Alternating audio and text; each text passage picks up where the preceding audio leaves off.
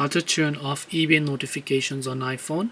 Hey everybody, welcome back to our channel. In today's video I will guide you on how you can turn off notifications for the eBay app on your iPhone, so make sure to watch the video till the end.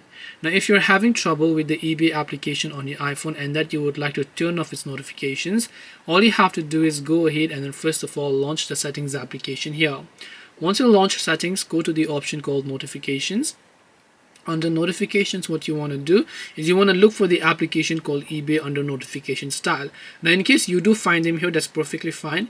If you don't find them under the Siri suggestions tab, as you would be able to find it, you want to make sure to tap on Siri suggestions, and here you want to simply look for the eBay application here and then just turn off the toggle next to eBay. And once you do that, you'll not receive notifications from eBay anymore.